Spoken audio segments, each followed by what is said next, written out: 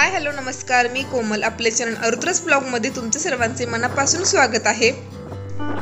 तर आता श्रावण महिनाही सुरू झालेला आहे आणि पाऊसही पडायचा थोडा कमी झालेला आहे. त्यामुळे म्हटले की चला रानात जाऊन ऊस कसा कसा आलेला आहे पाहून येऊयात. त्यामुळे आत्ती आणि मी दोघीही फिरत फिरत निघालो आहोत. आमच्या घरापासून आमचे रान 200 मीटर वरच आहे, जास्त लांब नाही. त्यामुळे आज आम्ही चालतच निघालो आहोत.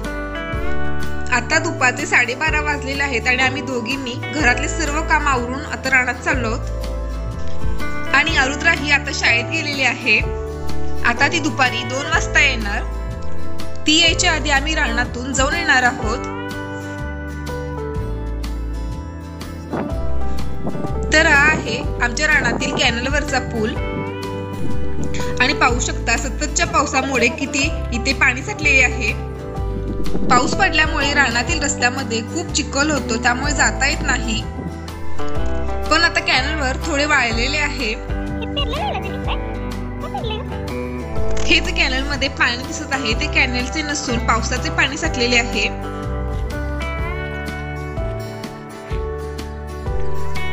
आज पाऊस उघडलेला आहे आणि चांगलेच ऊन पडलेले आहे.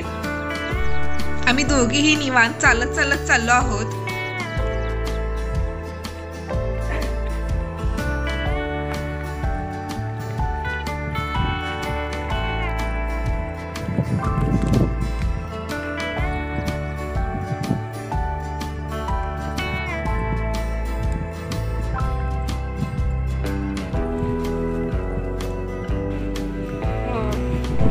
आता आम्ही कॅनलवरून खाली उतरलो आहोत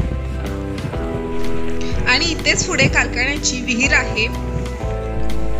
हे जे समोर आहे ते तलावासारखे आहे. त्याच्या आतमध्ये 3 मोठ्या मोठ्या अशा विहिरी आहेत. पावसामुळे विहिरी पूर्ण भरून पाणी वरती आलेले आहे.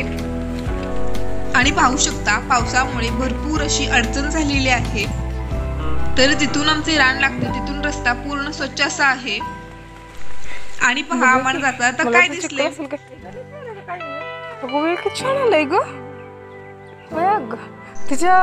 तर हा आहे गणेश वेल. हा पूर्वी आम्ही आमच्या वाड्यातल्या घरामध्येही लावलेला होता.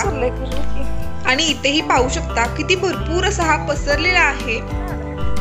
तोडून घरी न्यायचे म्हटले तरी याचे मूळ कुठे आहे हे दिसत नव्हते. याचे मूळ खूप अडचणीत असे आहे. आत्ती इथे वेलाचे मूळ कुठे सापडते का ते पाहत आहे.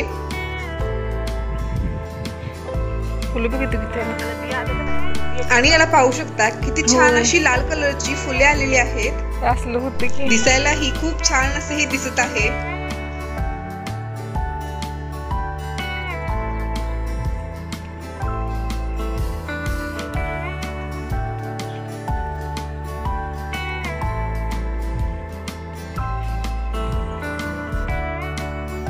तर रानात जायच्या आधी आमच्या फिल्टर पाशी उभे राहून आम्ही दोघींनीही तोंडाला रुमाल बांधला आणि शर्ट घातला.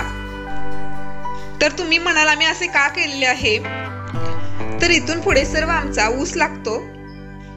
ऊसाची पाने अंगाला खूप कापतात, त्यामुळे आम्ही फुल शर्ट घातलेला आहे आणि रुमालाने तोंडही बांधलेले आहे.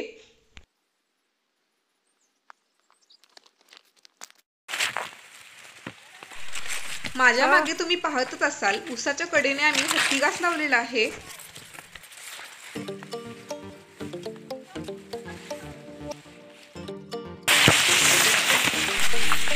तर आता आम्ही ऊसाच्या सरीतून पलीकडच्या रानामध्ये निघालो आहोत.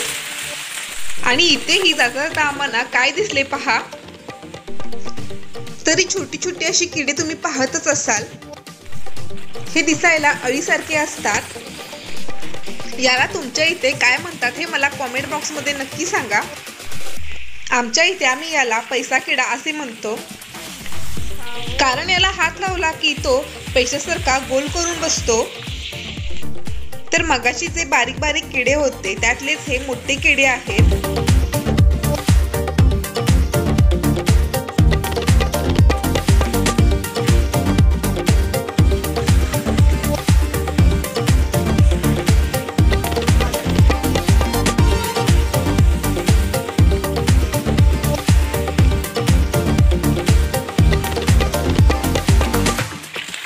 तर आता आम्ही ऊसाच्या सरीतून बाहेर आलो आहोत।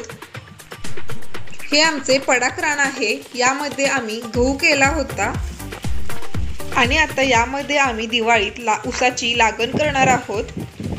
हे रान नांगरून ठेवलेले आहे, त्यामुळे यात भरपूर असे तण आलेले आहे। यामध्ये भरपूर अशा रानभाज्या उगवून आलेल्या आहेत। तर इथे पहा, आती यामधून भाजी काढत आहे। दाखव कसं राहते भाजी, दाखव जरा।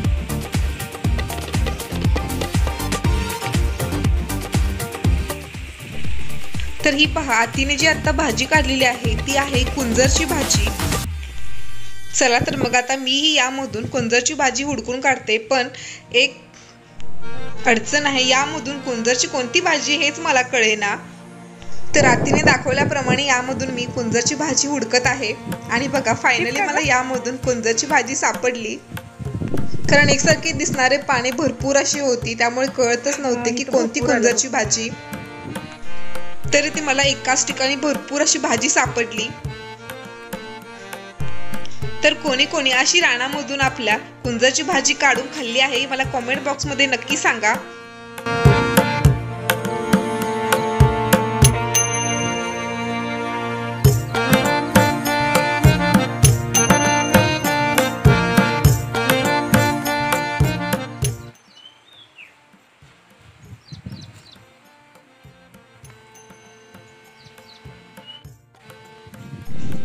तर आता आमची रानामधून भाजी काढून झालेली आहे। मग आम्ही थंबनेलसाठी एक फोटो काढून घेतला। आता जरा इकडे बघ,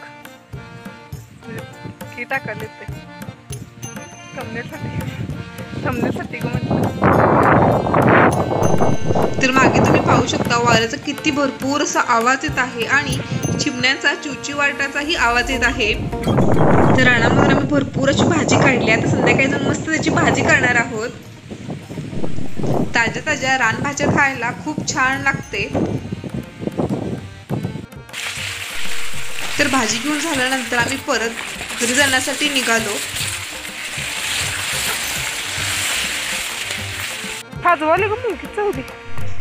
तर ही ठिबकची पाईप आहे।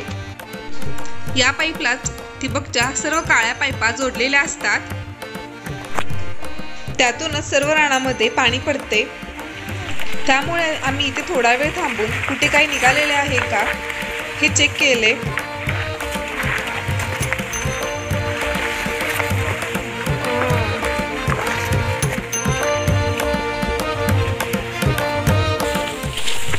रानातून फिरायचे म्हटले की असे सर्व अंग झाकूनच फिरावे लागते, नाही तर ऊसाची पाने खूप कापली जातात। तर घरीच जायचे होते, पण म्हटले जाता आता मॅगीला आणि श्वेतासाठी थोडेफार खायला घेऊन जावे म्हणून थोडा हत्ती घास घेतला। रानामधून घराकडे वैरण न्यायची काही गरज लागत नाही, कारण घराच्या बाजूला पावसामुळे शेळ्यांना खाण्यासाठी भरपूर असे गवत उगवलेले आहे।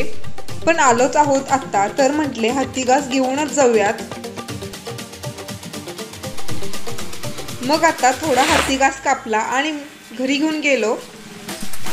तर तुम्हाला आमचा आजचा रानातील व्हिडिओ आवडला असेल तर व्हिडिओला लाईक करा आणि चॅनलला सबस्क्राईब करायला अजिबात विसरू नका। भेटू लवकरच एक नवीन व्हिडिओ घेऊन। धन्यवाद।